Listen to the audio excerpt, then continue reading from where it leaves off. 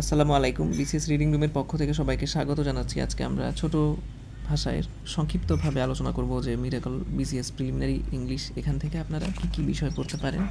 এখানে আমি আজকে একজন রাইটার সম্পর্কে সংক্ষেপে আলোচনা করব। আর তিনি হচ্ছেন জন মিল্টন।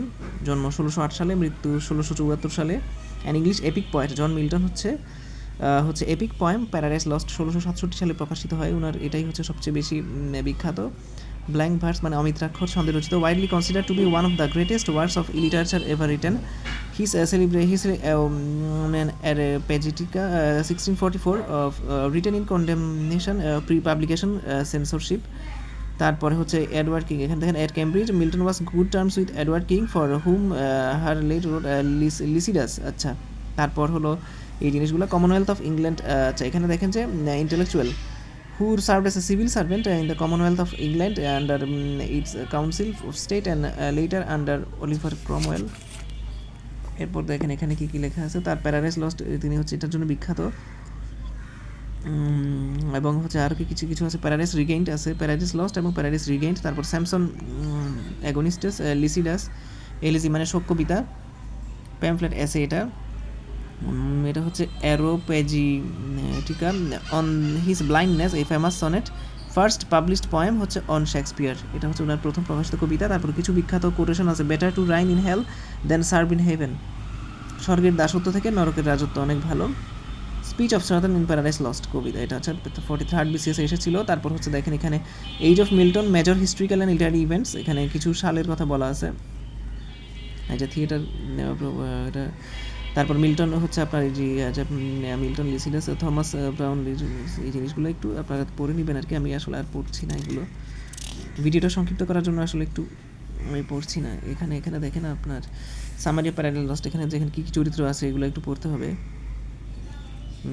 তারপরে এই জায়গাটা হচ্ছে অন হিজ ব্লাইন্ডনেস, এটা একটা কবিতা।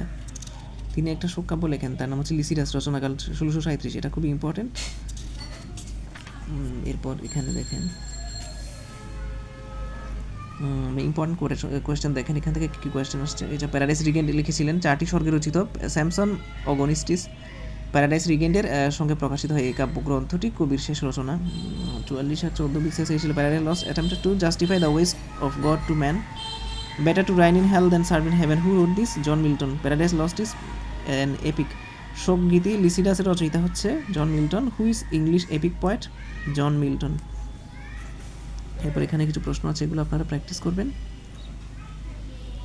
এই যে এটা হচ্ছে the freedom of press on his blindness is a famous sonnet written by the John Milton, এটা একটা সনেট, এটাও পরীক্ষা আসতে পারে। Paradise Lost is a blank verse, who book was about temptation of Christ, Paradise Regained. Milton's work Samson Agonistes wrestler, what is the meaning of Milton's work Samson Agonistes, এটার অর্থ হচ্ছে wrestler. Which famous work of John Milton was based on the fall of man, Paradise Lost. এরপর আমি আর পড়ে শোনাচ্ছি না।